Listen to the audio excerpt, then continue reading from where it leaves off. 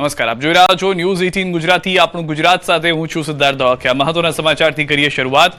અમરેલીમાં ઠંડીએ 12 વર્ષનો record તોડ્યો. નલિયાની side કાપી 6 ડિગ્રી સાથે અમરેલી ઠંડુગાર. કાતિલ ઠંડીથી ગુજરાતીઓ ધ્રુજી ગયા છે. 2-3 દિવસથી છપ્પર ફાડકે ઠંડી પડી રહી છે. મકર સંક્રાંતિ અને વાસી ઉત્તરાયણના દિવસે પણ રાજ્યભરમાં કડકડતી ઠંડીનો પ્રકોપ યથાવત રહ્યો છે. ત્યારે અમરેલીમાં ઠંડીએ 12 વર્ષનો રેકોર્ડ તોડ્યો છે. અમરેલીએ નલિયાની સાઈડ કાપી હતી. તાપમાનનો પારો ગગડીને 6 ડિગ્રીએ પહોંચી જતા અમરેલી જાણે જમ્મુ કાશ્મીર હોય તેવો માહોલ સર્જાયો. 2014 બાદ જાન્યુઆરીમાં ક્યારેય નથી પડી આટલી ઠંડી. છેલ્લે 6 જાન્યુઆરી 2014માં 5.7 ડિગ્રી નોંધાઈ હતી ઠંડી.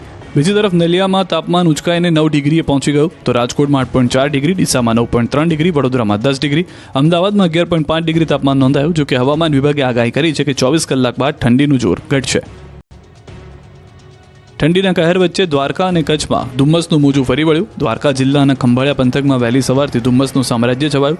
ધુમ્મસના કારણે વિઝિબિલિટી ઘટતા વાહન ચાલકોને હાલાકી પડી. તો જીરું, ચણા, ધાણા સહિતના પાકને નુકસાન થવાની ભીતિ છે. બીજી તરફ રાજસ્થાનના માઉન્ટ આબુમાં તાપમાનનો પારો ગગડ્યો. માઉન્ટ આબુમાં તાપમાન 0 થી -1 થયું. ગુરુ શિખર પર તાપમાન 0 થી -2 થયું.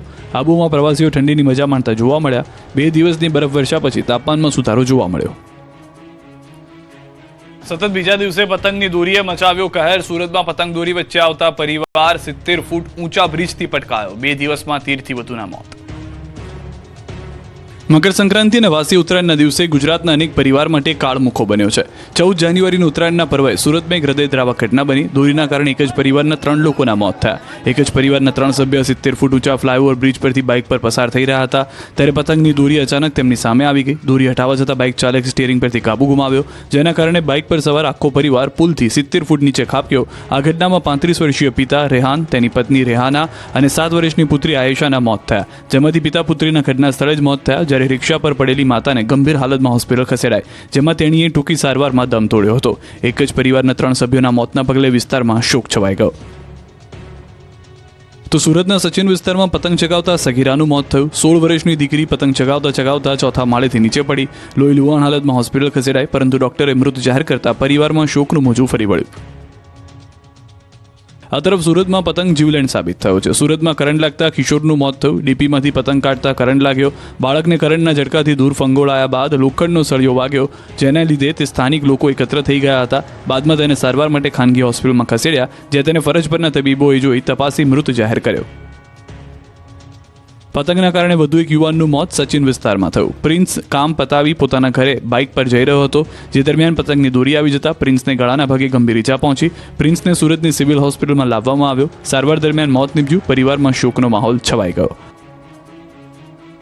સુરતના યોગી ચોક પાસે આવેલી પાણીની ટાંકી પર નાના બાળકો ચડી ગયા. પાણીની ટાંકીમાં પતંગ ફસાયેલા હોવાથી બાળકો ટાંકી પર ચડી ગયા. બાળકોનો વિડીયો કોઈએ ઉતારી લીધો. બાળકોનો જોખમી વિડીયો હાલ સોશિયલ મીડિયા પર વાયરલ છે. અહીં સવાલ એ છે કે બાળકોને પાણીની ટાંકી પર જવાની પરવાનગી કોણે આપી? જો બાળકો ઉપરથી પડી ગયા હોત તો જવાબદાર કોણ હોત? જામનગરના રામસર સાઇટ સ્થિત ખીજડીયા પક્ષી અભયારણ્યમાં મકર સંક્રાંતિના પર્વ દરમિયાન પતંગની જીવલેણ દોરીથી 80થી વધુ પક્ષીઓ ઘાયલ થયા, જેમાં ગત વર્ષની સરખામણી આ વર્ષે ઇજાગ્રસ્ત પક્ષીઓની સંખ્યામાં વધારો નોંધાયો. હાલ આ તમામ પક્ષીઓને બચાવવા માટે ખીજડીયા પક્ષી અભયારણ્ય ખાતે સારવાર આપવામાં આવી રહી છે. અમદાવાદમાં પણ ઉત્તરાયણની મજા પક્ષીઓ માટે સજા સાબિત થઈ. અમદાવાદમાં 2 દિવસમાં 500થી વધુ પક્ષીઓ પતંગની કાતિલ દોરી વાગી ગઈ છે. કબૂતર, ઘુવડ, સમડી સહિતના અબોલ જીવોની સારવાર કરાઈ. સમગ્ર ગુજરાતમાં 5439 પક્ષીઓની સારવાર કરીને તેમાંથી કુલ 4937 એટલે કે લગભગ 91% પક્ષીઓને બચાવવામાં આવ્યા. અમદાવાદના નિકોલમાં ફાયર વિભાગની સરાહનીય કામગીરી સામે આવી. નિકોલ દાસ ખમણ પાસે સમડીને બચાવવા ક્રેનની મદદ લેવાઈ. પતંગની દોરીથી લપેટાયા બાદ હવામાં લટકી રહી હતી સમડી, તેને બચાવી લેવામાં આવી. આ તરફ અમદાવાદમાં એએમસીની સરાહનીય કામગીરી સામે આવી. ઘાતક દોરીથી વાહન ચાલકો અને પક્ષીઓની સુરક્ષા માટે ખાસ કવાયત હાથ ધરવામાં આવી. પતંગની દોરીઓ જાહેર રસ્તા પરથી એકત્ર થઈ. અત્યાર સુધીમાં 10 કિલો પતંગ દોરીનો જથ્થો એકત્ર થયો. પતંગની દોરીથી પક્ષીઓ અને લોકોને ઈજા ન થાય તે માટે જાહેર રસ્તા પર રહેલા દોરીઓ એકત્રિત કરાઈ હતી. ગાંધીનગરમાં નવીરાએ બેફામ કાર ચલાવી એક્ટિવા ચાલકને ફૂટબોલની જેમ ફંગોળ્યો. ગાંધીનગરમાં ફરી એકવાર નબીરાએ રોડ પર ઉત્પાત મચાવ્યો હતો. જુંડાલ પાસે બેફામ માતેલા સાંઢની માફક જતા લાલ કલરની મર્સિડીઝ ચાલકે તેમની આગળ જતા મોપેડ ચાલકને ટક્કર મારી હતી, જે બાદ પણ કાર ચાલક રોકાયો ન હતો. લગભગ 100 મીટર સુધી ચાલકને ઢસડ્યો હતો. કારની ટક્કર એટલી જોરદાર હતી કે મોપેડ ચાલક રોડ પર ફૂટબોલની માફક ફંગોળાયો હતો. ચાલક લોહી લુહાણ થઈ ગયો હતો. ખતરનાક અકસ્માતના પગલે મોટી સંખ્યામાં સ્થાનિક લોકો એકઠા થઈ ગયા હતા અને ટ્રાફિક જામ સર્જાયો હતો. ગુજરાતમાં જોવા મળ્યો રફતારનો કહેર. મોરબીમાં કાર પુલ નીચે ખાબકી. મોરબીમાં ફરી એકવાર રફતારનો કહેર જોવા મળ્યો હતો. મોરબીના ધરમપુર ગામ પાસે થાર કાર પુલ ઉપરથી નીચે પાણીમાં ખાબકી હતી. ધરમપુર પુલ પર પૂરપાટ આવતી કારના ચાલકે સ્ટીયરિંગ પરથી કાબુ ગુમાવતા કાર સીધી 70 ફૂટ ઉપરથી નીચે ખાબકી હતી. પાણીમાં કાર ખાબકતા હાહાકાર મચી ગયો. આ અંગેની જાણ થતાં તંત્રએ પહોંચીને ક્રેનની મદદથી કારને બહાર કાઢી હતી. કારમાં 4 લોકો સવાર હતા, પરંતુ કોઈની ઈજા પહોંચી નથી. આ તરફ જૂનાગઢના વિસાવદર નજીક અકસ્માત સર્જાયો. ચાપરડા નજીક સર્જાયેલા અકસ્માતમાં એકનું મોત નીપજ્યું, જ્યારે એક જ પરિવારના 5 સભ્યો ઘાયલ થયા. બાઇક ચાલકને બચાવવા જતા કાર ચબૂતરા સાથે અથડાઈ હતી. ઘાયલોને સારવાર માટે હોસ્પિટલ ખસેડાયા હતા. આ બાજુ દાહોદના સુખસર જાલોદ રોડ પર ગંભીર અકસ્માત થયો. 2 બાઇક સામસામે અથડાતા 6 લોકોને ઈજા થઈ. સુખસરથી જાલોદ તરફ આવતી અને જાલોદથી સુખસર જઈ રહેલી 2 બાઇક સામસામે અથડાઈ હતી. અકસ્માતમાં બંને બાઇક ચાલકોને ગંભીર ઈજા થઈ છે. રાજકોટ મોરબી હાઈવે પર મોડી રાત્રે સ્કોર્પિયો અને i20 કાર વચ્ચે ગમકવાર અકસ્માત થયો. આ અકસ્માત એટલો ભયાનક હતો કે સ્કોર્પિયો કારનો બુકડો બોલાઈ ગયો. આ ઘટનામાં 2 બાળકોના ઘટના સ્થળે જ કરુણ મોત નીપજ્યા, જ્યારે અન્ય 4 લોકો ગંભીર રીતે ઇજાગ્રસ્ત થયા. વાછક પર બેડી ગામના મોક્ષ બાબરિયા અને વાંકાનેર ગામના શ્રેયા મદ્રેસાણિયાનું મોત નીપજ્યું. રાજકોટ નજીક બેડી વાછક પર ગામે રહેતા બાબરિયા પરિવાર ગઈકાલે મકર સંક્રાંતિ પર્વ મનાવવા વાંકાનેર ખાતે રહેતા તેમના સંબંધીના ઘરે ગયો હતો અને મોડી રાત્રે પોતાના ગામ બેડી વાછક પર પરત આવતો હતો. આ દરમિયાન i20 કારમાં તેમની સાથે મદ્રેસાણિયા પરિવાર પણ હતો. ત્યારે કાગદડી પાટિયા પાસે વળાંક લેતા સમયે રાજકોટ તરફથી આવતી સ્કોર્પિયો કારે i20 કારને અડફેટે લીધી હતી. અમદાવાદમાં પ્લાસ્ટિક બનાવતી કંપની ભડકે ભળી. આકાશમાં ધુમાડાના કાળા ગોટે ગોટા ઉડ્યા. મહેમદાબાદની પ્લાસ્ટિક કંપનીમાં ભીષણ આગ ફાટી નીકળતા દોડધામ મચી ગઈ હતી. મહેમદાબાદના હલધરવાસ ગામે આવેલી પ્લાસ્ટિક બનાવતી કંપનીમાં બપોરના સમયે કોઈ કારણોસર આગ લાગી હતી. અચાનક લાગેલી આગે જોતામાં વિકરાળ સ્વરૂપ ધારણ કરી લીધું હતું. આગ ભીષણ બનતા અંદર કામ કરતા લોકો બહાર દોડી આવ્યા હતા. ત્યાં સુધીમાં આગે આખી કંપનીને ઝપેટમાં લઈ લીધી હતી. પ્લાસ્ટિકનો મોટો જથ્થો અંદર હોવાથી આગ ઝડપથી પ્રસરી હતી. આગના કારણે આકાશમાં કાળા ધુમાડાનું સામ્રાજ્ય છવાયું હતું. આ અંગેની જાણ કરતા મહેમદાબાદ, કઠલાલ સહિતનો ફાયર વિભાગનો કાફલો ઘટના સ્થળે પહોંચ્યો હતો. પાણીનો મારો ચલાવીને આગને કાબૂમાં કરવાનો પ્રયાસ કર્યો હતો. જોકે રજાના દિવસે આગ લાગી હોવાથી મોટી જાનહાનિ ટળી ગઈ છે.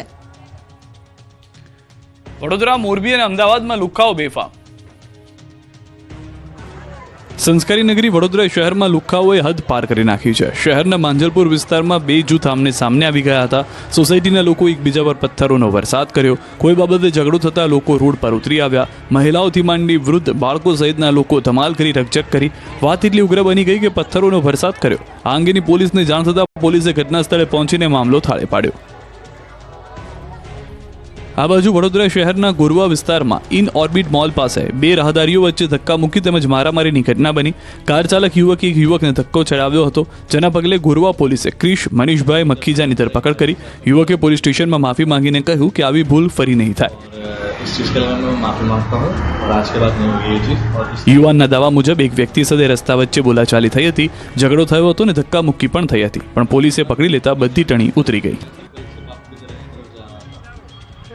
આ બાજુ મોરબીમાં અસામાજિક તત્વો બેફામ બન્યા. શહેરના વાવડી રોડ પર આવેલા ગણેશનગરના નાકા પાસે પતંગના સ્ટોલ નજીક અપશબ્દો બોલવા બાબતે બોલાચાલી થઈ. આ બોલાચાલીએ મારામારીનું સ્વરૂપ ધારણ કર્યું, જેમાં એક મહિલા સહિત કુલ 7 વ્યક્તિઓની ઈજા પહોંચી. યોગેશભાઈએ જયેશભાઈ ધોકા વડે માર માર્યો હતો, જ્યારે અજાણ્યા શખ્સોએ હાર્દિકભાઈને માથા અને નાક પર માર માર્યો હતો. જયંતિભાઈને અજાણ્યા શખ્સે ડાબા પગે કોસના ઘા મારી ઈજા પહોંચાડી અને સોનલબેનને પણ માર મારવામાં આવ્યો. ઈજાગ્રસ્તોની સારવાર માટે હોસ્પિટલ ખસેડવામાં આવ્યા. આ બનાવ અંગે મોરબી એ ડિવિઝન પોલીસ સ્ટેશનમાં બંને પક્ષે સામસામી ફરિયાદ નોંધવામાં આવી છે. તો અમદાવાદના ધમધમતા વિસ્તાર મણિનગર નજીક જાહેરમાં ખૂની ખેલ ખેલાયો. મણિનગર ફૂટબોલ ગ્રાઉન્ડમાં હત્યા કરાયેલી હાલતમાં યુવકનો મૃતદેહ મળ્યો. હત્યા કોણે અને શા માટે કરી તે અંગે પોલીસે તપાસ શરૂ કરી છે. ભાણવડના બરડા ડુંગરમાં ફરી એકવાર દેશી દારૂની ભઠ્ઠીઓ પર તવાઈ. ભાણવડ તાલુકાના બરડા ડુંગર પર ચાલતી દેશી દારૂની ભટ્ટીઓ પર પોલીસે ફરી એકવાર સપાટો બોલાવ્યો. ભાણવડના બરડા ડુંગરમાં બુટલેગરોએ ડેરો જમાવ્યો. 2 રોકટોક દેશી દારૂની ભટ્ટીઓ ચાલી રહી છે. આ અંગેની અનેક ફરિયાદ બાદ પોલીસે તવાઈ બોલાવી. બરડા ડુંગરમાં આવેલ સાંકળોજ તળાવ નજીક ધમધમતી દેશી દારૂની ભટ્ટી પર પોલીસ ત્રાટકી. ત્યાંથી મોટી માત્રામાં દેશી દારૂ અને દારૂ બનાવવાનો ઉપયોગમાં લેવાતો આથો પકડી પાડ્યો. 1600 લીટર દેશી દારૂમાં ઉપયોગમાં લેવાતો કાચો આથો, દેશી દારૂ બનાવવાના સાધનો સહિત 40,000 મુદ્દામાલ પોલીસે ઝડપી પાડ્યો. પોલીસે દરોડા પાડતા આરોપી ફરાર થઈ ગયા. ફરાર આરોપી જીવણ ગલ્લા મોરી સામે ગુનો નોંધી તપાસ હાથ ધરી. અત્યારે અરવલ્લી પોલીસે ફિલ્મી ડબ્બે દારૂનો જથ્થો જપ્ત કર્યો. અરવલ્લી પોલીસે ફિલ્મી ડબ્બે દારૂ ભરેલી કારનો પીછો કરી દારૂ પકડી પાડ્યો.